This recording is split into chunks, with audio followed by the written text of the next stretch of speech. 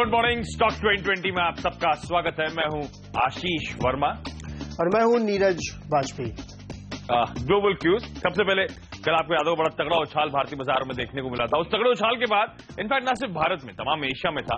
आज आपको SG Nifty थोड़ा सा ठंडा कामकाज करता हुआ नजर आएगा। 7-8 अंक के आसपास की मामूली कमजोरी है, तो कल के गेन्स इंटैक्ट हैं कहना चाहिए। अच्छी बात यह है, पर एशिया आज वैसे भी हल्के से मुनाफा वसूली के दबाव पे है। कल एशिया में बड़ा अच्छा परफॉर्मेंस था। निकेई 3 मंथ के हाईस पे था, उसके बाद से कुछ ठंडा पड़ता हुआ।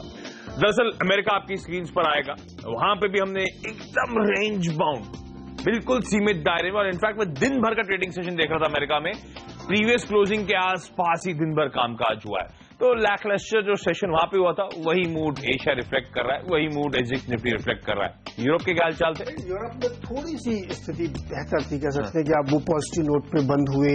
हालांकि कोई बहुत बड़ा ट्रिगर नहीं था वहां पे। मेरे ख्याल तो एफओएमसी मिनट्स पे रिएक्शन था, हालांकि रिएक्शन तो स्ट्रांग था नहीं। जो पिछला रिएक्शन था वो आज उन्होंने दिया, बहुत स्ट्रांग नहीं था, और इसीलिए थोड़ा सा आप देखेंगे पॉजिटिव बंद हुआ। लेकिन बड़ा ट्रिगर आज घरेलू बाजार के लिए जो पे कमीशन की रिपोर्ट आई है वो होगा, क्योंकि बहुत बड़ी पॉजिटिव है, नेगेटिव है, बिल्कुल पॉजिटिव, बहुत ज्यादा पॉजिटिव है। 1 में पैसा ज्यादा आने वाला है। 1 लाख करोड़ से ज्यादा पैसा मार्केट में सैलरी के तौर पे आएगा।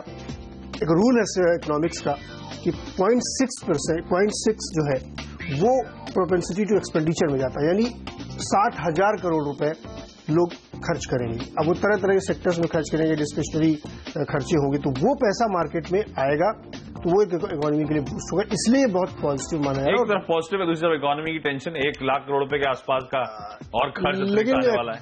कुछ पीएसयूज के लिए नेगेटिव है, क्योंकि उनकी जो कमाई है उससे ज्यादा उनको अपनी सैलरी खर्च करना पड़ेगा। बहुत मिसाल के तौर पे एमटीएनएल है, वो जितना कमाते हैं उससे कहीं ज्यादा लॉसेज ही क्लॉक कर रहे हैं। ऐसा बहुत सारी कंपनियों के साथ होगा, क्योंकि ये पे हाइक काफी बड़ी है, तो वो इम्पैक्ट आपको कुछ पीएसयूज में नेगेटिवली देखने को मिल सकता है। लेकिन इकोनॉमी 1 लाख करोड़ की जो हम बात कर रहे हैं, ये सिर्फ सेंट्रल गवर्नमेंट एम्प्लॉइज जो सरकार के अंदर, ये पीएसयूज की बात कर ही नहीं रहे हम। हाँ, सेंट्रल गवर्नमेंट एम्प्लॉइज और 47 लाख की बात कर रहे हैं। कुल 1 करोड़ 80 लाख एम्प्लॉइज है। जब स्टेट गवर्नमेंट के जुड़ेंगे तो ये बहुत बड़ा बूस्ट अगले साल। तो ये कुछ हद तक बाजार का प्राइसिंग करने की कोशिश भी कर रहा था। कई सारे वो डिस्क्रिशनरी स्पेंड वाले स्टॉक्स में मूवमेंट जो आ रहा था। एक और अच्छी बात है, एफआईआईज अभी भी बिकवाली कर रहे हैं, पर वो प्रेशर लगातार कम हो रहा है। पहले 1000 करोड़ रुपए के आसपास कैश मार्केट आप देखते हैं क्लोजली, तो वो अब तो 300 करोड़ रुपए के आसपास, परसों 400 करोड़ रुपए के आसपास था। वायदा में जो आंकड़े आ रहे हैं वो बहुत ज्यादा बिकवाली की तरफ इंडिकेट नहीं कर रहे हैं। इनफैक्ट कुछ हद तक शॉर्ट कवरिंग, परसों फ्रेश लॉन्ग्स, हल्के ही सही, हालांकि अमाउंट बहुत बड़ा नहीं है, लेकिन वो कम से कम वो सेलिंग प्रेशर लगातार कम हो रहा है, तो वो एक पॉजिटिव है। तो ऐसे में और जो सेक्टोरल चर्निंग दिख रही है ना, उसके इंडिकेशंस को पढ़ने चाहिए। वो तो पकड़ लिया तो फिर वारे में आ रहे हैं, वो बहुत इंपॉर्टेंट है। वो उसमें जो डोमेस्टिक फंड पकड़ रहे हैं ना, वो बहुत इंपॉर्टेंट है। इसलिए नजर रखनी चाहिए कि कहाँ आज कुछ है क्या ऐसा फ्रेश बाई। अब देखिए कल टेक्सटाइल चला था, आज कुछ भी हो सकता है, कोई छोटा सेक्टर। शुरुआत कहाँ से? तो शुरुआत जैसा कि हम लोग कह रहे हैं कि खरीदारी का एक माहौल रहना चाहिए, तो सेलेक्टर्स ने चुना है पेट्रोनेट एलएनजी पहला स्टॉक होगा, और यहाँ पे वो खरीदारी करके चल रहे हैं। सेलेक्टर्स को लगता है कि काफी स्टॉक सबड्यूड हुआ। इसमें तमाम बुरी खबरें थी जो अभी भी है कि कतर के साथ जो इनका लॉन्ग टर्म एक कॉन्ट्रैक्ट था उसकी दिक्कत बड़ी हुई है, गैस की कीमतें हुई, लेकिन सेक्टर से लगता है कि वो सारी अब प्राइस्ड इन हो चुकी है इसमें, और एक बॉटम यहाँ बनता हुआ दिख रहा है। तो टेक्निकली सेक्टर्स को ये स्टॉक पसंद आ रहा है। हमें लगता है 10-12 रुपए के ऊपर का एक मूव हो सकता है। 214 पे खरीदारी करके चले। जुबिलेंट फूडवर्क्स अगला स्टॉक होगा, और यहाँ पे सिलेक्टर्स खरीदारी की सलाह दे रहे हैं। उनका मानना है कि इसमें एक बड़ा इंपॉर्टेंट है कि इनकी जो पेरेंट कंपनी है उसने जो भारत में स्टोर्स है उनको और एक्सपेंड करने के लिए की बात कही है, अपनी जो ग्लोबल इन्वेस्टर नीड थी। यानी ये जो बाजार है भारत जैसे जो यहाँ की फ्रेंचाइजी है उस पर बहुत बुलिश है। ये हमें लगता है एक बड़ा पॉजिटिव होना चाहिए इस स्टॉक के लिए। और डिस्क्रिशनरी स्पेंडिंग की तो हम बात कर ही रहे हैं कि बहुत पैसा मार्केट में आने वाला है, तो इसमें नजर रखिए। खरीदारी सलाह होगी आज 14:45 का लक्ष्य होगा। अभी लोग पिज्जा खाने वाले हैं आजकल सबसे हालत पे हमने मिस आउट कर दिया था। शुरुआत खरीदारी से, और इनफैक्ट ज्यादातर हम खरीदारी पर ही फोकस करेंगे और स्टॉक स्पेसिफिक एक्शन होगा। शायद बेंचमार्क से सेंसेक्स निफ्टी के लिए आज से एक कंसोलिडेशन का दिन हो सकता है, तो ब्रॉडर मार्केट्स में आउट परफॉर्मेंस होने की उम्मीद है, इसीलिए हम कह रहे हैं खरीदारी करने के मौके ढूंढने के। सिंटेक्स इंडस्ट्रीज पहला काउंटर है, लगातार हम कई बार हाईलाइट कर चुके हैं, हमें पसंद है। अच्छा उछाल भी लगाया था, 130-132 के लेवल्स पे गया था, वहां से फिर ठंडा पड़ता हुआ नजर आया है। तमाम पॉजिटिव इस कंपनी के लिए जो हम कई बार हाईलाइट कर चुके हैं, चाहे वो कच्चा तेल हो या जिस तरह से डिमांड में आगे बड़ा इंप्रूवमेंट देखने को मिलने वाला है। इस कंपनी का बिजनेस मॉडल बेहद स्ट्रांग है, ब्रांड की रिकॉग्निशन तो कहिए मत, सिंटेक्स की टंकियां कौन नहीं जानता, तो एक बेहतरीन बिजनेस मॉडल है। अच्छा, आखिरी आधे घंटे में कल मैं देख रहा था बड़ा स्ट्रांग वॉल्यूम और प्राइस एक्शन देखने को मिला है। 100 रुपए के नीचे स्टॉक स्लिप हुआ था, शायद उसके बाद ये वॉल्यूम और प्राइस एक्शन है। ज्यादातर क्योंकि ज्यादातर लोग पॉजिटिव हैं तो 100 रुपए के नीचे बहुत ज्यादा सस्टेन नहीं करेगा, ऊपर ही रखता है, हमें उसके आसपास कामकाज होगा। दिक्कत की बात क्या है, ऊपरी स्तरों पर वो एफसीसीबी कन्वर्जन का ओवरहैंग बना हुआ है, तो इस समय ट्रेडिंग की मानसिकता से या फिर निबलिंग करके चले, इन्हीं कंपनी आज भी हमें पसंद आती है। सुज़लॉन एनर्जी दूसरा काउंटर, एक और ऐसा स्टॉक जो हमें लगातार पसंद रहा है।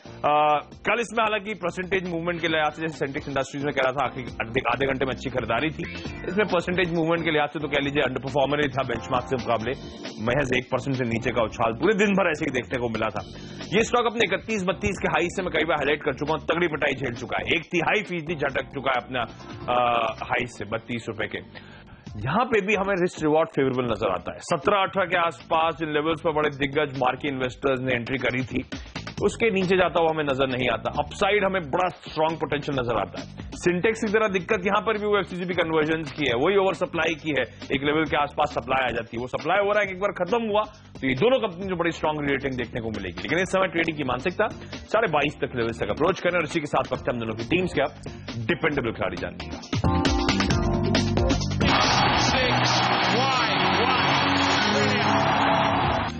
मिड कैप मेटल स्टॉक्स में फोकस होगा और उषा मार्टिन सेलेक्टर्स ने चुना, उनको लगता है इस पर खरीदारी करनी चाहिए। 2-3 बड़े बेसिक रीजन इसके सेलेक्टर्स को पसंद आ रहा है।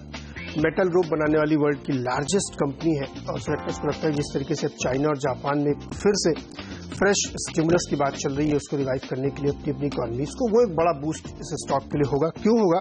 क्योंकि लार्जेस्ट एक्सपोर्टर है ये रोप के वायर रोप्स जो बनाते हैं, ये स्टील वायर रोप्स बनाते हैं।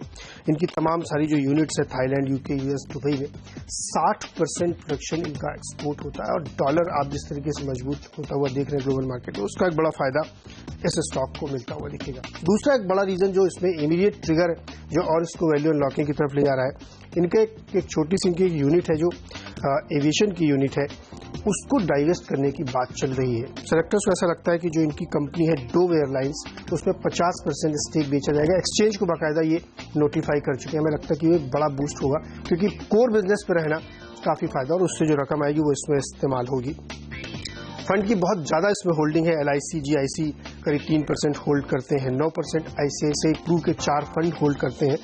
इसके साथ ही आप देखेंगे तो इसमें FII होल्डिंग भी 10% हो चुकी है, उन्होंने काफी ज्यादा इसमें बढ़ाई है, और वल्लभ भंसाली जैसे मार्केट इन्वेस्टर भी 1% होल्ड करके रखते हैं। तो ये एक बहुत ही अंडर वैल्यूड स्टॉक है, बुक वैल्यू के आधे या चौथाई पे दिख रहा है, और जिस तरीके के ट्रिगर मैं आपको बता रहा हूं कि जो डाइवेस्ट होने वाला है डोव एयरलाइंस, वो इसके लिए बड़ा ट्रिगर। हमें लगता है आज 17 रुपए के लक्ष्य के साथ उषा मार्टिन में खरीदारी करनी चाहिए। मिड कैप से हमारे फोकस में कल आपको याद होगा सेंसेक्स में ऑलमोस्ट 350 पॉइंट के आसपास का उछाल था। आज हमने शुरुआत में हाईलाइट किया था, हमें लगता है कई सारे stock specific action broader markets में देखने को मिलेगा, तो मिड कैप फोकस में, और वहां पे MRPL, ये वो कंपनी है Mangalore refineries and petrochemicals limited, जिसे देश का सबसे बड़ा एक्सप्लोरर ओन करता है। जी हां, ONGC की 88%, 88.5% स्टेक है इस कंपनी में। PM मोदी ने, मैंने कई बार हाईलाइट करा है जिस तरह से ऑयल एंड गैस स्पेस को लेकर हम बुलिश हैं। प्रधानमंत्री मोदी ने जिस तरह से oil and gas reforms introduce करे पिछले 11 महीनों में, जिस तरह से गैस की कीमतें बढ़ाई गई हैं, डीजल को डीकंट्रोल करा गया है, डायरेक्ट बेनिफिट ट्रांसफर सिस्टम को इनकॉर्पोरेट करा गया है, इनकलकेट करा गया है, और अब हम वो ऑयल ब्लॉक ऑक्शन की पॉलिसी में, जो मैं कल भी हाईलाइट कर रहा था, बदलाव की बात करी जा रही है, जो कि एक बड़ा सेंटिमेंटल बूस्ट हो सकता है इस पूरे ऑयल एंड गैस स्पेस के लिए। इसके अलावा इस कंपनी स्पेसिफिकली अगर मैं बताऊं, मैं तो अभी तक सेक्टर की बात कर रहा था, ये कंपनी अब कहा जा रहा है पेट्रोल पंप्स के रोल आउट करने की तैयारी में है, पाइप्ड गैस हाउस होल्ड और इंडस्ट्री को देने की तैयारी है स्मार्ट सिटीज में।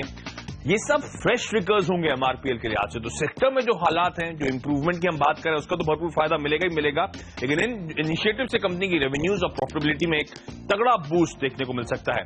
ये स्टॉक हमें लगता है आज अच्छा खासा परफॉर्मेंस डिलीवर करेगा। एक और ओवरहैंग था MRPL जैसी कंपनी के ऊपर, वो था, आपको याद होगा, ईरान के साथ इश्यू, यूएस ने सैंक्शंस लगा दिए थे, तो ईरान से लिफ्ट ऑफ नहीं हो पा रहा था कच्चे तेल का।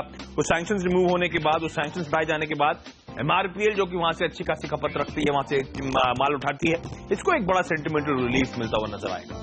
एक और की ट्रिगर, जो PSUs डिसइन्वेस्टमेंट रडार पे नहीं है, उनसे एक्सपेक्टेड है कि तगड़ा डिविडेंड डोल आउट होता हुआ नजर आएगा। MRPL डिसइन्वेस्टमेंट रडार में नहीं है। हम मानते हैं कि Q3, Q4 में ऐसे तमाम PSUs एक्सपेक्ट किया जा सकता है कि स्ट्रॉन्ग डिविडेंड पे करते हुए नजर आए, तो उस लिहाज से डिसइन्वेस्टमेंट लिस्ट में जो नहीं है, उनको भरपूर फायदा मिलेगा इस बात का। ग्रेपवाइन तो ये भी कहती है कि कुछ दिग्गज इन्वेस्टर्स जो इससे पहले तमाम ऑयल मार्केटिंग कंपनी इसमें और लेटली चेन्नई पेट्रो में एक्टिव हुए थे, इसी की पीयर कंपनी जिसकी बहुत स्ट्रांग रेटिंग हुई थी, कहा जा रहा है वो एमआरपीएल में एक्टिव होते हुए नजर आ रहे हैं। तो तमाम पॉजिटिव्स हैं सेक्टर के लिहाज से और इस कंपनी स्पेसिफिक। हमें लगता है इस काउंटर को रडार पर रखें। कल भी इंटरेस्टिंगली मैं देखा था बड़ा तगड़ा प्राइस वॉल्यूम एक्शन था, जैसे सिंटेक्स इंडस्ट्रीज जिनके हाइस पे जाके बंद हुआ था, लाइकवाइज एमआरपीएल में बड़ा स्ट्रांग एक्शन था। रडार पर रखना चाहिए इस तरह की company. Oil and gas space को लेकर हम वैसे भी बुलिश हैं सिलेक्टिवली। 65 तक के लेवल्स तक अप्रोच करें। छोटा सा ब्रेक, उसके बाद मिडिल ऑर्डर के खिलाड़ी पे फोकस।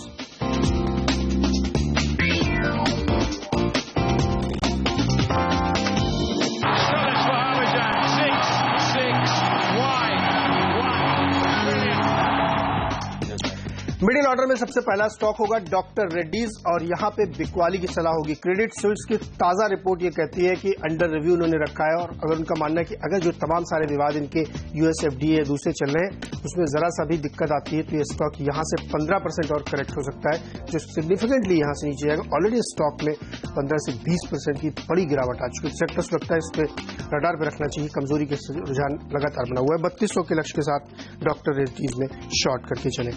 मर्क इलेक्ट्रॉनिक्स एक छोटी सी कंपनी है जो इलेक्ट्रॉनिक्स वाइट गुड्स बनाती है। आपने नाम सुना होगा बचपन में शायद, ओनिडा नाम की एक टीवी बनती थी जो बहुत ज्यादा पॉपुलर थी।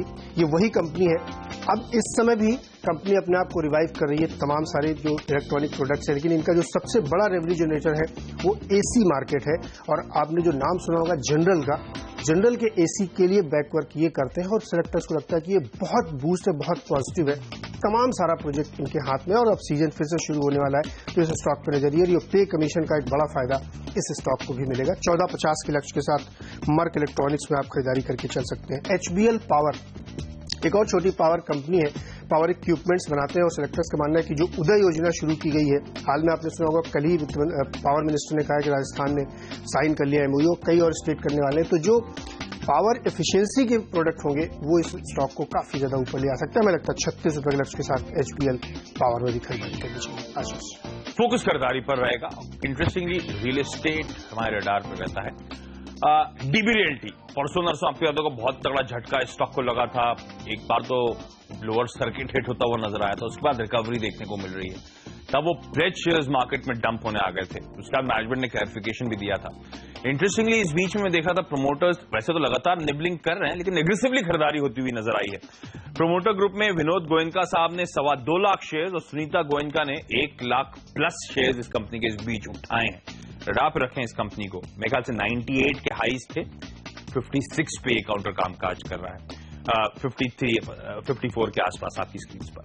अनंतराज दूसरी कंपनी है। कल आपको याद होगा बड़ा स्ट्रांग फंड एक्शन, कई सारी दिल्ली बेस्ड कंपनीज ने बड़ा तगड़ा उछाल था, कुछ कुछ तो सर्किट तक हिट होती हुई नजर आई थी।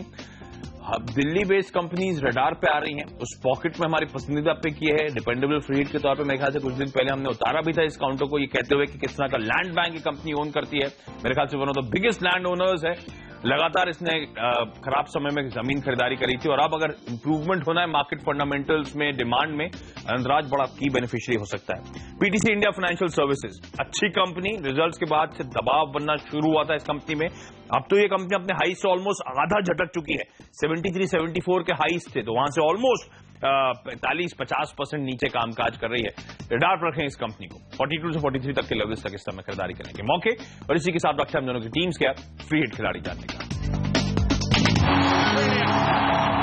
एक और मेटल कंपनी मिड कैप उत्तम गालवा को सेलेक्टर्स ने फ्री हिट के तौर पर चुना। उनको मानना है इसे स्टॉक पर नजर रखिए। हमें ऐसा लगता है कि जैसे जो सेक्टोरल चल रही आज mid cap metal stocks fireworks आपको दिखाएंगे। उत्तम गालवा इसीलिए हमने चुना है और जो तमाम सारे व्हाइट गुड्स सेक्टर में हम लोग बात कर रहे हैं कि एक जबरदस्त रैली आने की उम्मीद है, उसका बड़ा फायदा इस स्टॉक को मिला क्योंकि फ्लैट स्क्रीन स्टील और एचआरसी की लीडिंग कंपनी है।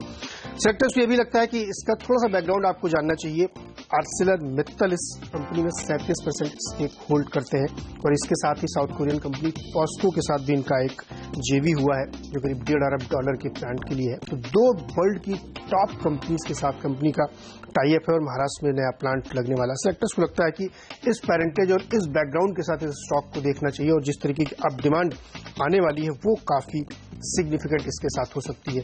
दूसरा, हमने आपको इससे पहले भी बताया था कि चाइना और जापान में अपनी इकोनॉमी को बूस्ट करने के लिए जिस तरीके की स्टिमुलस की बात चल रही है, करेंसी डिवैल्यूएशन की बात चल रही है, उसका भी एक बड़ा फायदा इस स्टॉक को मिलता हुआ दिखेगा। साथ ही सरकार ने ऑलरेडी अपने डोमेस्टिक इंडस्ट्री को प्रोटेक्ट करने के लिए ड्यूटीज ऑलरेडी एचआरसी में लगा रखी है, तो उसका भी एक बड़ा फायदा उत्तम गहलोत को मिलेगा। ध्यान रखिए, इस समय सारे वही सेक्टर्स चल रहे हैं, सारे वही स्टॉक्स चल रहे हैं जो बहुत बीटन डाउन थे, वहां पे एक फायरवर्क्स देखने को मिल रहा है, और जो सेक्टोरल चल रही है उसका बड़ा फायदा इनको मिल रहा है। आज हमें लगता है मिड कैप स्टील कंपनियों का नंबर है, उत्तम गहलोत और उषा मार्टिन उसी रेंज में आते हैं। 36 का लक्ष्य लेते हुए इसमें खरीदारी करें, 30 रुपए पे स्टॉप लॉस। लकीली सही पकड़े हैं। भूषण स्टील है हमारा फेवरेट खिलाड़ी आज का, और इनफैक्ट क्योंकि बीटन डाउन पॉकेट जो नीरज हाईलाइट कर रहे हैं उनमें बड़ा सेक्टोरल चर्निंग है, लेकिन भूषण को लेने के लिए तो और स्पेसिफिक रीजंस भी हैं। हाई बीटा जोन की कंपनीज हैं, ध्यान रखें, कई सारे फ्रेश ट्रिगर्स आते हुए। कल ही माइनिंग सेक्रेटरी साहब ने रिपोर्ट किया था, रिपोर्टेडली कहा था कि इंपोर्ट ड्यूटी जो एल्यूमिनियम पे है उसे बढ़ाया जाने की बात है, 5% से बढ़ाकर 7.5 से 10% के आसपास। इससे पहले आपको याद होगा गवर्नमेंट ने इंपोर्ट ड्यूटी लगाई थी मेटल प्रोडक्ट्स पे, ताकि इंडस्ट्री को सेफगार्ड किया जा सके। बताना ये चाहता हूं कि सरकार लगातार कोशिश कर रही है डोमेस्टिक इंडस्ट्री को प्रोटेक्ट करने की। ब्रोकरेजेस बुलिश होती हुई नजर आई है भूषण स्टील को। प्रमोटर्स की ध्यान रखें, इसमें 60% हिस्सेदारी है। रिसेंटली इस कंपनी को लेंडर्स से रीफाइनेंस करने के लिए 525 जो स्कीम है उसमें मंजूरी मिली है, यानी कि अब इसके लोन रीपेमेंट पीरियड को 25 साल तक एक्सटेंड कर दिया जाएगा। कहा जा रहा है कुछ कॉर्पोरेट अनाउंसमेंट, कॉर्पोरेट डेवलपमेंट भी ये कंपनी शायद जल्द अनाउंस करती हुई नजर आएगी कोई स्ट्रैटेजिक इन्वेस्टर के तौर पे। मैं पढ़ रहा था, कुछ मीडिया रिपोर्ट्स हाईलाइट भी कर रही थी कि जेएसडब्ल्यू स्टील शायद भूषण स्टील से बातचीत कर रहा है ओडिशा प्लांट और उसके कुछ स्पेसिफिक एसेट्स खरीदने के लिए। इंडस्ट्री सोर्सेज ये कहते हैं कि जेएसडब्ल्यू इस समय ऑल्टरनेट एक्सपेंशन रूट्स ढूंढ रहा है एमएनए के जरिए, और शायद भूषण स्टील के एसेट्स जो हैं उसके लिए स्ट्रैटेजिक फिट होते हुए नजर आएंगे। तो वो डेवलपमेंट्स बिल्कुल रडार पर रखें आप। एसेट्स तो तगड़े, इसमें कोई शक नहीं है, one of the best manufacturing facilities हैं, सॉलिड एसेट्स हैं, डोमेस्टिक टू एक्सपोर्ट का रेशियो 80-20 का है। इनफैक्ट भूषण 40% ऑटोमोबाइल के मार्केट सेगमेंट का मार्केट शेयर ओन करता है, व्हाइट गुड सेगमेंट में 80% का मार्केट शेयर है, और फेस्टिवल डिमांड के चलते, और फिर नीरज जो हाईलाइट करते 7th पे कमीशन के चलते अभी गुड्स की डिमांड बढ़ेगी तो भूषण एक बेटर स्वीट स्पॉट पे आपको नजर आएगा। हालांकि तमाम कंसर्न्स हैं इस कंपनी को लिहाज से, इसमें कोई शक नहीं। हमारा 52 का टारगेट है आज। ये ध्यान रखें, जब इस कंपनी में कंट्रोवर्सी नहीं थी, डेट को लेकर इतने कंसर्न्स नहीं, तो ये स्टॉक 500 तक के लेवल्स पर कामकाज करता था। बुक वैल्यू आज भी इस कंपनी के स्टॉक्स की, इस कंपनी की बुक वैल्यू माफ कीजिएगा 300 रुपए के आसपास की, तो वहां से कहीं नीचे कामकाज कर रहा है। इस समय ट्रेडिंग के लिहाज से अप्रोच करें, 52 तक के लेवल तक यहाँ पे अप्रोच करने की रणनीति। छोटा सा ब्रेक, उसके बाद आखिरी के 3 का।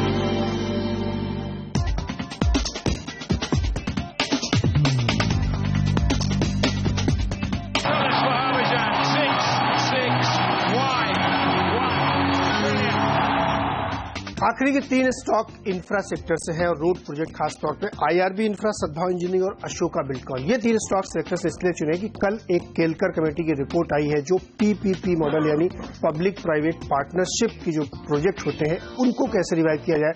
आपको याद होगा कि पीपीपी मॉडल ऑलमोस्ट फेल हो गया था, लेकिन ये सरकार उसको फिर से रिवाइव करने की कोशिश कर रही है, और एक रिपोर्ट कल सौंपी गई है। अभी रिपोर्ट की बहुत डिटेलिंग नहीं आई है मार्केट में, लेकिन जो निकल के आ रहा है कि पीपीपी मॉडल को रिवाइवल करने के उसमें जो सुझाव दिए गए हैं वो काफी प्रैक्टिकल है, और सरकार उनको मानने के लिए तैयार भी है। सेलेक्टर्स को लगता है कि इसके मद्देनजर जो तमाम सड़क बनाने वाली कंपनियां हैं उनको एक बड़ा बूस्ट मिलेगा। जो बहुत सारे अटके हुए प्रोजेक्ट है पीपीपी मॉडल के, वो रिवाइव हो पाएंगे, इसलिए अशोका बिल्डकॉन 184 का लक्ष्य लेते हुए यहाँ पर खरीदारी करें।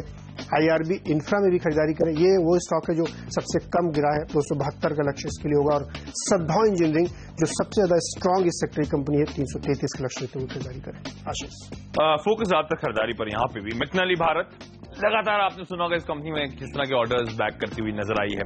इस कंपनी का मैं देख रहा था मार्केट कैप 400 करोड़ रुपए से कम का है, जबकि पिछले फाइनेंशियल ईयर में 2400 करोड़ रुपए से ज्यादा का टर्नओवर इस कंपनी ने करा था।